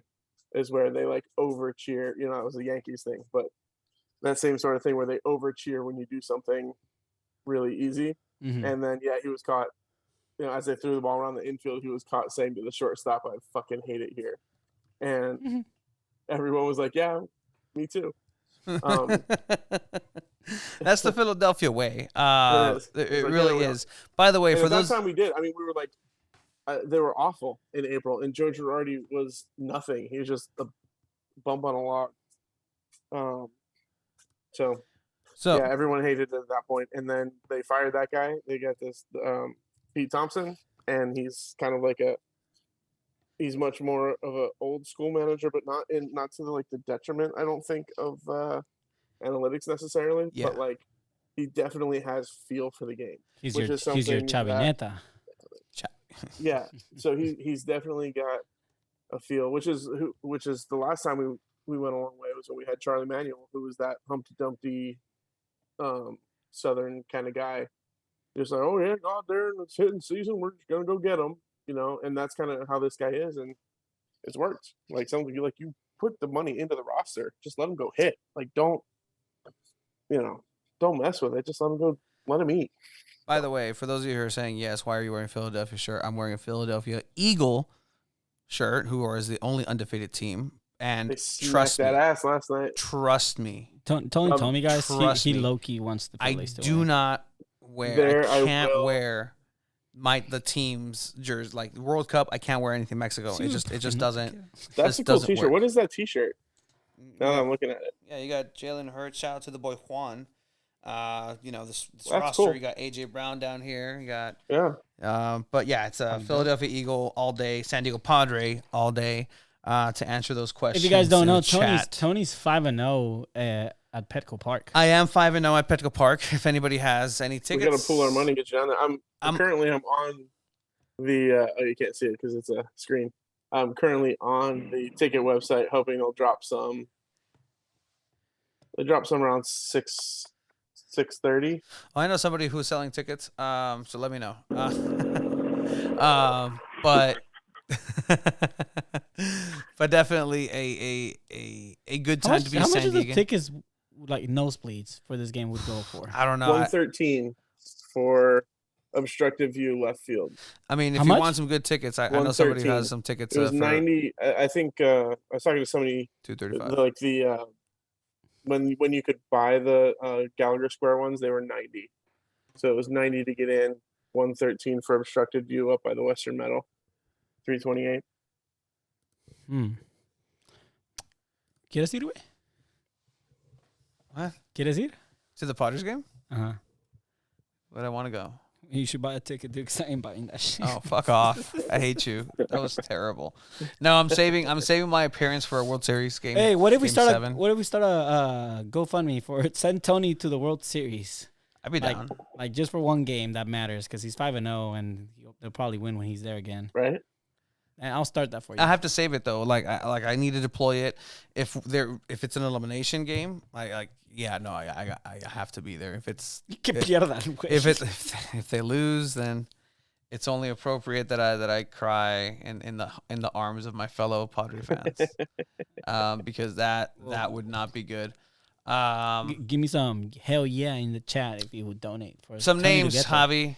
Bryce Harper, Nick Castellanos, who every time he hits a home run, somebody famous dies. Somebody famous died. Yeah, JD Realmuto. It's like Aaron Ramsey. Reese Hoskins, and I mean they have the Nola. That's the game I want to see. Nola showdowns. Syndergaard is good too. Syndergaard used to be good, but he's all right. he's Does good. anything worry you, Javi, from this team? No, I know the Phillies strength is their power, but you fight power with power, and I'm not worried. I know it's going to be a great series, but we're going to take it in 6, man. So, not worried at all. So Padres in what? Take it in 6, man. In 6? Padres in 6. All right. Jason. I think it's going to go 7. Oh, okay. Yes, cool. But 7 games. Who wins the 7th game? I don't know. I don't know who wins that game. I don't have a bridge for it. I think that it's going to be games like, I don't know how much of the Phillies games you watch, but they were almost exactly like the Padres games, where they're just kind of be cruising along. Maybe they go down a game or two, and then all of a sudden it was just like, bam, 6 runs, and you're like, wait, where did that come from? Yeah. I mean, that's what they did to the Cardinals in that first game. Bottom of the ninth, or top of the ninth, they put up 6 runs after getting shut out. I mean, shut down, not just shut out the whole game. And then Padres do the same thing, where you're kind of, okay, where's this going? Where's this going? Oh shit! And not even home runs, right? You're looking at 5 runs on guys just lashing the ball to right field. You have those big Hoskins and Harper home runs. So I am so excited, and I think that that's going to happen somewhere in middle relief of every game. or maybe it's what knocks out somebody. If you got that guy who struggles the third time through the lineup, and maybe that's where those things get going a little bit. If Darvish is cruising and then all of a sudden hits a road bump his third time through the lineup or something like that. But the reason I said it's going to go 7 is because these home crowds, it's been like that loyal game they talked about against OC where the crowd just kind of picked them up and carried them. Like once these crowds have gotten going, it's just hell for pitch. Like you can see them, like they don't want to be there. Yeah. They just make it absolute hell for these guys, and it's been really cool to see. Like the momentum gets going, the fans take over, and you're watching the game. And you're like, you knew Jake Cronenworth was getting that hit. Like you knew, same thing. You knew that Hoskins was hammering that home run. Like there's just a feeling, and I don't know how either team is going to win on the road in this series. So I guess Padres, if I think everybody wins their home games. I like that. The Phillies will get more of a bump from the home game because they're going to have their crappier pitchers going, theoretically, right? Games 3, 4, 5. So in 3, 4, 5, the crowd might affect more than it does in 1 and 2, where Darvish is going to be Darvish. I mean, I guess he needs the crowd, but does he really? So yeah, I'm really excited to watch this, and I'm excited for those innings just waiting, and all of a sudden out of nowhere to see it light off. It's just something special happening. Just like I can't describe like just seeing the scenes that happened, the clubhouse, just Big Papi being happy, interviewing Machado in the clubhouse, and Joe Musgrove being salty as hell and calling Papi out. And, it's just everything that goes into it. Like this is why, like, I know you're not as big as a fan as you are of soccer, Chiva, but like, but I'm happy for you guys. But it's shut up. I don't want that either. But it's like this is the romantic part about baseball, where like October ball, there's just something about it it's just there's no better just anything. Like there's like March Madness. Something about a 94-degree afternoon. Fuck you for that, down Tony. at the ballpark. The World Cup is better. That whole month is better. No, well, 100% agree. Like that's besides the point. But this is a different brand of sport. I guess American sports. Doing it at home too, like Javier was saying, where like it's the whole city, it's people being together. The World Cup is cool, but it's somewhere else. The whole country's together. It's not in your hometown. Sure. I mean, hate when somebody wins on the road. Yeah. Right. Like when your Dodgers won in Texas during the Mickey Mouse season that didn't count. And they're all out on the field like woo, and it's like 40 people being like, yeah, man. Justin Turner being a super spreader in that picture. Exactly. Like it was just exactly. But like at home, when you're seeing 45,000 people just like eating each other alive. Not spreading shit, absolutely right? cool. And then you see it spread out. You see it spread out in the city. I mean, we haven't seen anything like that since the days of COVID, when people were honking and clanking their pots at 7 p.m. every night. Like it's something different. Our heroes. Mm-hmm. And it really can take a whole city. So the Phillies won the World Series in 2008, and then that same year the Eagles had no business going to the NFC Championship game, but they rode that wave momentum like that long. They were 9-6 that year, but like it was still around, where like people knew how to get up and knew that feeling, and kind of push through. So excited that's not going to happen. All right. Well, it could happen for you. I mean, I'm hoping it happens for Loyal. Would you guys cry, Hobby, Tony? Would you guys cry if you guys make it to the World Series? Yeah, I would. Yeah, 100%. there's just that's not out. Like, can you guys record it? I mean, can you cry on camera? Sure. I mean, if you put it on me, camera, don't ask why. Yeah, don't ask. If why. you get me, that's fine. But like, I will tell you right now, if everything goes well and they win the next. So okay, so are you gonna watch the game tomorrow? No. So have you just been you and Jesse Agler hanging out? I've been listening to the games. Junior? Yeah, 100%. Jesse Agler and I have had some intimate nights, and it's been The wild thing about Junior being on the call is that no one has ever sounded like their father more than he has. That's why it's so difficult to hear him on the radio. Like you can really just be like, I'm just gonna listen to Tony Gwynn right now. Yeah, and that's hiya shucks. yeah, exactly. that yeah, that southern draw from Riverside or wherever he's actually from. He would love this team, man. Like that's what I keep saying. Like it's wild. Like I never met the guy, but like just the impact of athletes have. It's like I miss that guy. Like, I think about him so often that it's like I wanna understand more, but like I know with Tatis out and all that, like did you guys think you could get this far? yes, and that's a painful part because if we don't win the World Series or make it to the World Series, it's his fault and his fault only. But wouldn't next season also be like a must to get there because you still have the same team? That's with next Tatis? season. Yeah, 100%. We'll get there. But like this season, everybody's red hot. Soto's playing amazing playoff baseball again. Like this is the Soto that we got and traded for. He was kind of cold coming in, and it's understandable. But playoff Soto is a different beast, and we are here for it. And this has a lot to do with it, Tony. I've been in the dugout before, like playing big games, and the chemistry is what it's about. These two teams are super red hot. Their chemistry it came in at the right time. You got people who haven't done shit all year. They're doing shit this postseason. We're just not top heavy right now. Everybody's doing something. The bullpen, their ERA is probably like 1, maybe. So that has a lot to do with everything. Soto bought in already. It's just the chemistry's there, and when the chemistry's there, man, like people are unstoppable. Honestly,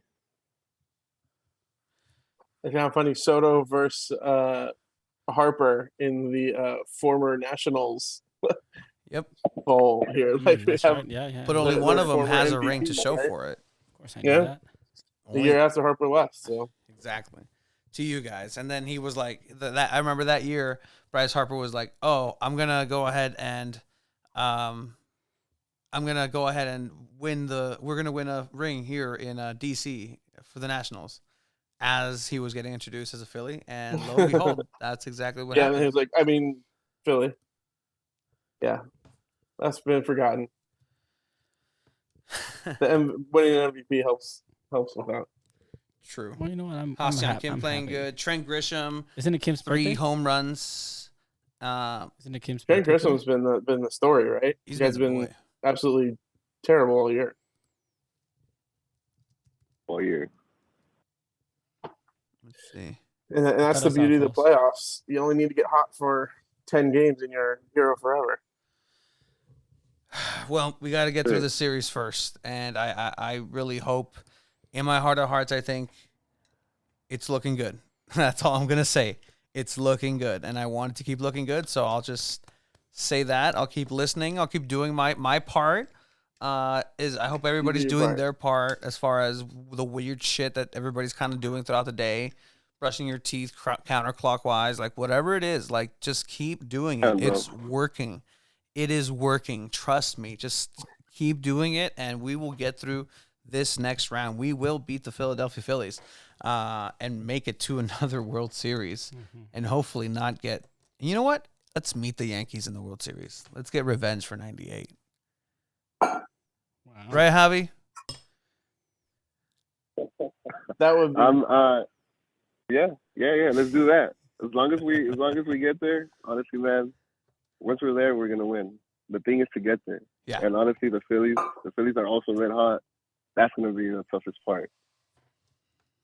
I think the toughest part was beating the Dodgers, to be honest. yeah, that was I don't know. 3-1 series. I don't know if that was that hard. 7-game series, a lot more can happen. I like this. You guys always talking about getting hot. Tony is always looking hot. Absolutely, it is the fatness glow. It just kind of. I know. I miss the button-down shirts, man. Come on, you gotta bring those back. The what? Button-down shirts. Your The Hawaiian shirts. shirts. Yeah, the Oh, button-down. those are game day. Those are game day now. It's special like those event are shirts. those are You those need are to get a still new there. one. All right, I'll invest in a new one. And it'll be the playoff one because I'll rock it for the San Diego Loyal game. Like There last you go. time. Sí, unas sin Hell yeah. hoyitos. Well, I think by the time the next episode drops, we should have a better idea where we're at. So next week is a week from today is Game 6, if it goes that far. Cool. If it goes that far, but the Padres will hopefully won't need a 6 game. I'm very okay if they don't need a 6 game. But thank you, gentlemen. Any last things for this section before we move on to the next, guys? No, good luck. Good luck to the Padres. I hope that you all, with that being the only Big Four team left, I hope you get that that feeling, that excitement that you have with your friends and loved ones, because it might not happen again for another. I'll take your good luck, man. Yeah, we're gonna need it. We're gonna need it. Javi, anything else? I'm gonna be there tomorrow, so different footage for you. Don't Go Padres, man. Don't wash your jersey. Don't wash the jersey, bro. There you go. Let's go Padres.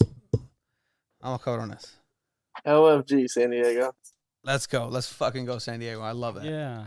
Shut up. You don't get to cheer this. You're out of this. Stay out of this. You don't even go here.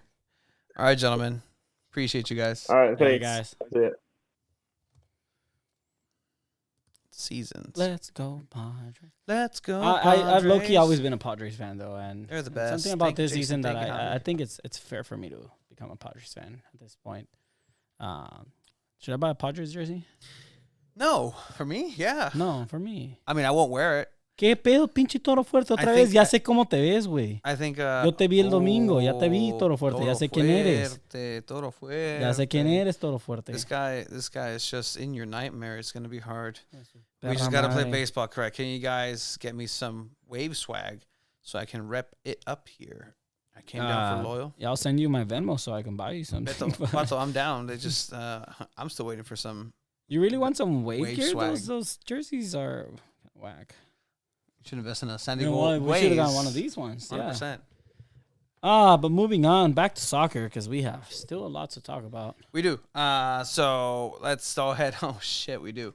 How about this, boy? How about we break it up? How about we break up this week's episodes? Into what? Into 2. What the fuck? What day? I don't know. Wednesday. Yeah, Wednesday. What are you doing, boy? What is everybody doing in the chat? Let us know. Wednesday. Something about Wednesday that I don't like coming. Yeah, there's no fucking parking here on Wednesdays. I'll move my parking and I'll allow you Jeez. inside.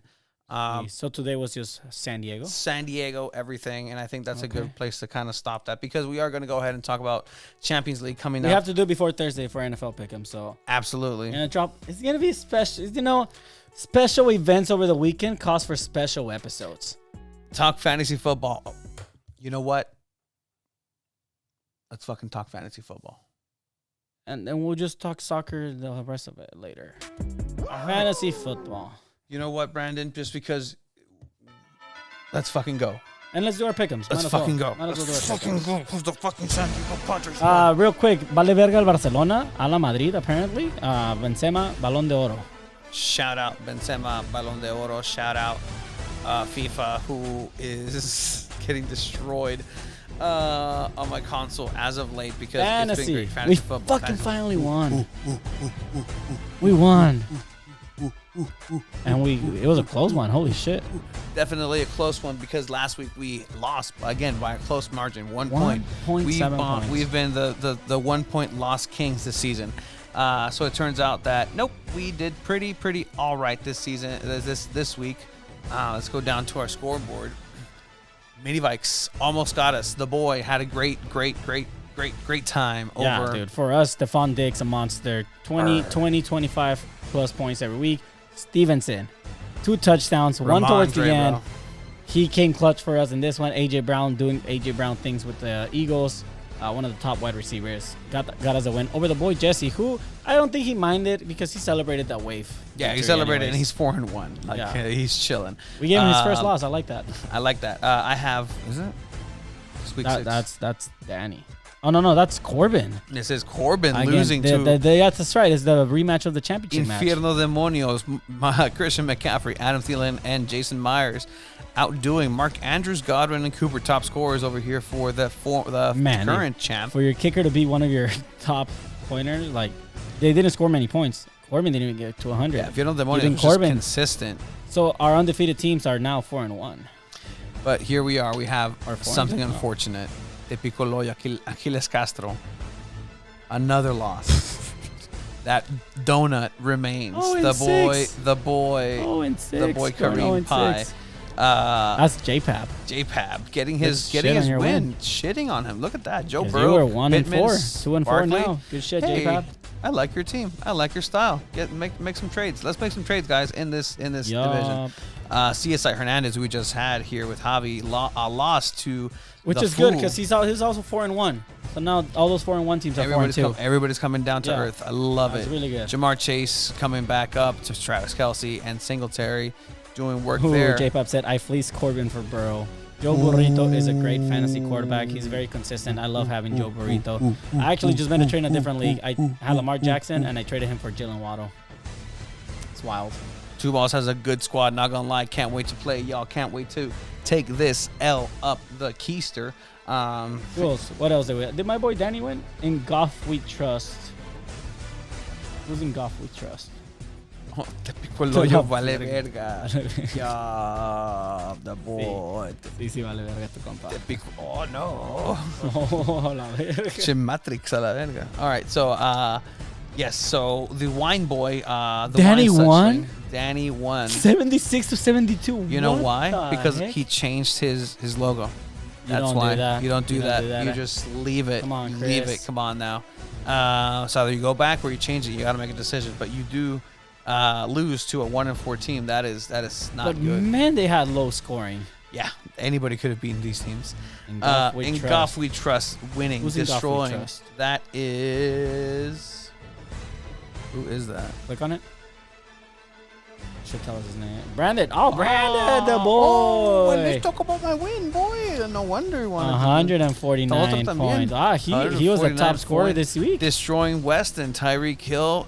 Damn. That was personal. Tyreek Hill, yeah. Deshaun Deion Jackson. Yeah, bro. not Deshaun Jackson. Deion Jackson. Oh, wow. Damn. Wow. Damn. Jonathan Taylor Damn. would never, I guess. Oh, hey. I already traded him. I still have hope for him. I already traded him. I still have hope for him. All right, so let's look at the schedule where we have next week. Week 7. Kareem Pie Ooh. versus a 4-1 team against a 1-4. No, 2-4 against a 4-2 now. Against a Yeah. 4-2. I guess it looks better. All right, so that's gonna be interesting. Javi 4-2 against 0-6 Te Piccoloyo. Yikes.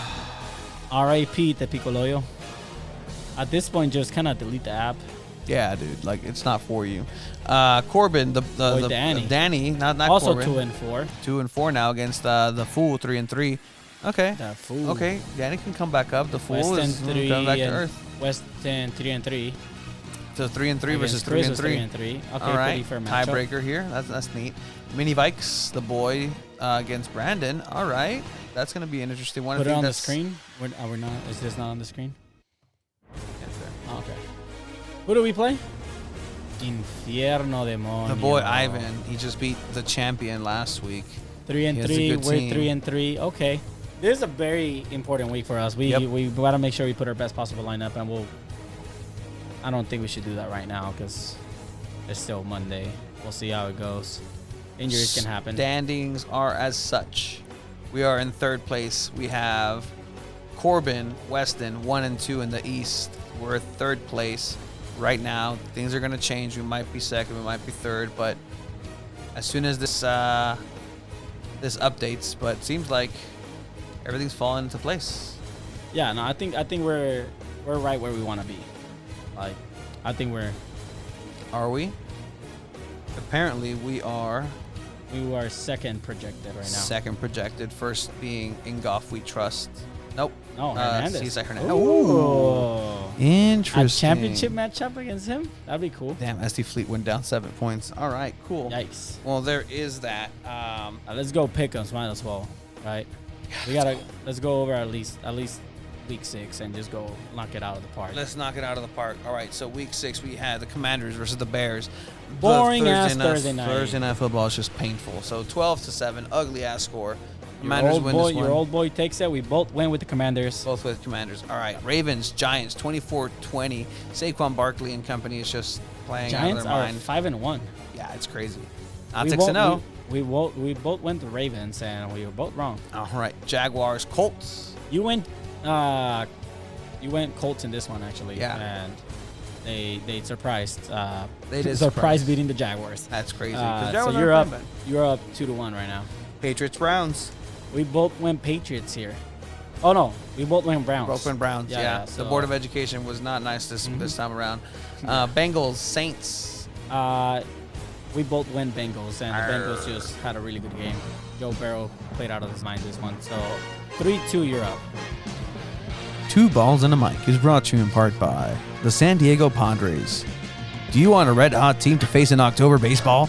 The San Diego Padres are not the goddamn team you want to face in the playoffs. The San Diego Padres. Is it right for you? Check your local listings. And by Marie Callender's Pie. You want some good chicken pot pie? Go to Marie Callender's, or even better, the frozen section at Costco. Marie Callender's chicken pot pie. There used to be one in Chula Vista. There used to be one, yeah, 100%.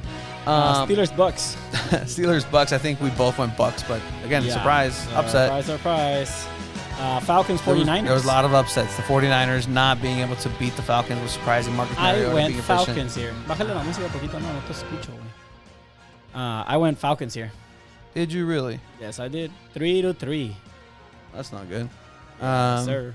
Packers right. Jets. Another Packers upset. Jets. Another freaking upset. What? What is happening? Yeah, the Jets surprising everyone, and they're what, 5-1, 4-2, something like that. The Jets, they're really good right now. We both went Packers, obviously. Dolphins, Vikings. Third string quarterback starting. What was his name? Skyler or something? Skyler Blue, yeah. Corbin Blue, yeah. It was wild. Teddy Bridgewater ended up coming in because that quarterback also got hurt. So we both went Vikings in this one, and they ended up winning. Then we have the Panthers and the Rams. The Rams for it. finally. And it wasn't pretty either. It wasn't. Not pretty. Cam Akers, is vale gonna get madre. traded. He's Yeah. gonna get traded. But we won't win Rams in this one. 5-5 total. Seahawks beating the Cardinals. We both win Cardinals in this one. The Seahawks. Geno Smith playing like a top 5 QB. I'm telling you, Freaky Friday. They switched bodies. Russell Wilson is in the body of Geno Smith. So nobody got this one. Bills, Chiefs. This one I said Chiefs. You said Chiefs. You I said went Bills. I went with my boy Josh Allen. Got the win. Hurdle liver, dude. Yep. So I'm up 6-5 right now. Eagles, Cowboys, dem boys, Both dem went birds, Eagles here. dem birds. Caw-caw. I And was very then close to going Cowboys, but I went Eagles as well. So Broncos, Chargers. Chargers ended up winning. We Chargers. both went Chargers, so Chargers. I ended up winning by 1. Yeah, you said I beat you and defeated you, trying to give me that false sense of hope before the pod. Yum, Oh, yum, you yum, kicked yum, my yum. ass. Okay then. Let's go to week 7 real quick. We got All the right. Cardinals against the Saints. Saints. Shit. What a shitty game. D Hop is back. I'm gonna go Cardinals. All right, sounds good. Cardinals are home. Packers, commies. Carson Wentz out. Surgery, thumb. I'm going Tyler Packers Heineke. here. All right, I'm going Packers too. Ravens, Browns, divisional matchup. Oh man, this is I'm gonna go I'm Browns. gonna go Ravens on this one. Bucks, Panthers. I'm going Bucks. The Panthers are trash. Yeah, we gotta go Bucks on that one. Falcons, Bengals. This is a good one because the Falcons can surprise, but I'm gonna go Bengals. I'm gonna go Falcons on that one. Okay. Lions, Cowboys. Them boys. Some boys against the Lions. I think them boys. I think the Lions. I think everyone with the bye week is healthy again, kind of healthy-ish. So I'm gonna go Lions here. I'm gonna go them boys on that one. Giants, Jaguars. Two surprising teams. I'm gonna go Giants. I'll go I with like the Giants what they've too. been doing right now. Yeah. Colts, Titans. I'm gonna go. I mean, the Colts already beat the Titans, I believe. But I'm gonna go Titans in this one. I'll go Colts again. Okay. I like what they're doing. I have the players in there. I have a vested interest in there. Titans, Raiders. Texans, Raiders. I think Texans, the Raiders beat the Texans. The Raiders. You Should got be Raiders? winning that one, yeah. Jets Broncos. Jets. Wow, this is gonna be. I'm gonna go Jets. Okay. I like the Jets right now. They're hot. Chief going Niners. Jets? Yeah. Chief Niners. Chiefs. Chiefs. Chiefs. Chiefs. Yeah. No way. Seahawks Chargers. Interesting. Could be a trap game for the Chargers. Could be. They almost lost against the Broncos. Against Geno Smith 1.0. I'm gonna go Chargers though. I think I'm gonna go Chargers too. Damn it. Dolphins Steelers. Tua's back. Tua is back. Tua's back against the Steelers, who just surprised the Bucks. I'm gonna go Dolphins though. I think they'll they're back. ride this one. Steelers can win this one. Okay. Bears Patriots. That Monday night game. Patriots Bears. I'm gonna go Patriots. Yeah, me too. I think Belichick outcoaches the Bears. Yeah, that's all it takes. Yeah. That's all it really takes. So we'll see. Right now I'm up 3-2 in the pick'ems. This is a fun episode. Should get more guests involved. It was the dopest dope everybody's ever smoked here on Two Balls and a Mic. Check us out. Playoffs here in San Diego. Playoffs continue on all fronts. San Diego Loyal, San Diego Wave, San Diego Padres. It might be a tragic next week for me here as a native San Diegan, but I hope it's not, and I hope it's the best. The best. What's happening on the chat? What do you mean what's happening? What is happening? Oh. No, I don't see your messages. No. Why do they know you? I don't know. Thank you guys for watching. You can cut the episode now. Oh no. I want to show some of these. No, what is this? The fuck is this? Chiva, what are you doing? Chiva. I don't know. I don't cost Just let me know much. when you want me as a guest. I don't cost much. Chiva, don't ignore me. Ignore you. Chiva, do you see my message? I do not. Chiva, do you take your All right, see you guys later. Bye.